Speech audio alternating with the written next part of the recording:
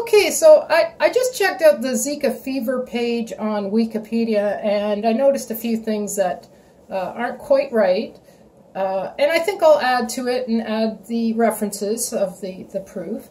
Here it says, most cases have no symptoms, but when they present, they're usually mild and can resemble dengue fever. Well, we know it also resembles West Nile virus and is in fact more related to West Nile virus and St. Louis encephalitis viruses. So I'm going to add that in with references. Further down it says it's spread mainly by the bite of the Aedes type. Well, we know that's not entirely the whole truth from what other researchers, 3 other independent research teams have found. And I went down a little further. I think I won't bother with the history. It's not something that we're worried about. We want to move forward here, so I won't bother correcting any of that. The reservoir, this needs the Oka et al. Study, 1971, because they're only saying monkeys and rodents, so obviously birds have to be added in there.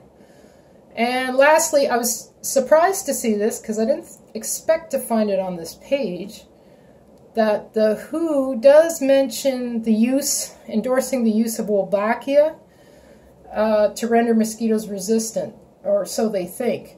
So I'm going to add in a couple of credible studies, exact quotes from them for that.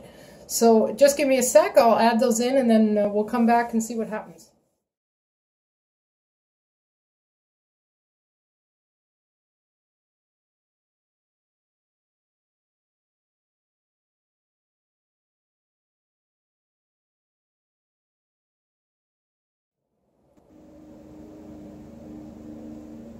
Okay, so I added in my changes and they took.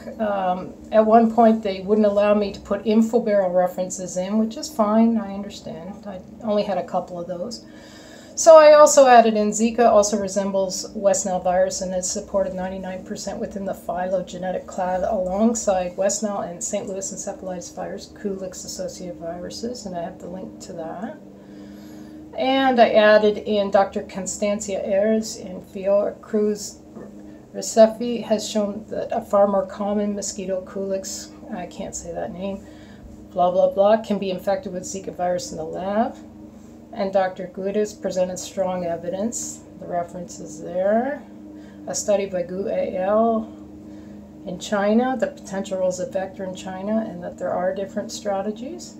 And then it goes back to the symptoms that may include, which are very similar to West Nile virus. So they went on about that. As you know, I skipped down here to the reservoir, and I added in, according to Oka et al., almost half of bulbuls tested had Zika. Bulbuls are a popular pet in Southeast Asia. That's a study. And then in other regions, the red-whiskered and red-vented bulbul was either accidentally or intentionally introduced, namely Australia, Los Angeles, and so on, in some key areas that might be of note. There were recorded individuals of this species in Rio de Janeiro City in 2006, and there's a study on that. And I also added in why birds of the reservoir hosts matter, and it's because it's so similar to West Nile virus that I added in 3 key points here, and a reminder that Zika is supported 99% within the phylogenetic clade beside West Nile and St. Louis encephalitis viruses. I didn't touch this area, I didn't touch this. Keep going here. And I added in just 2 simple links about Wolbachia. I'm just looking for where it is now. Maybe it's further down. I think it was near the end. Mosquito control, yes. Wolbachia should be further evaluated as causes of human infection, especially as Wolbachia infection of mosquitoes is increasingly considered to be a tool for interfering with mosquito-borne transmission of human pathogens, and I have a couple of citations for that.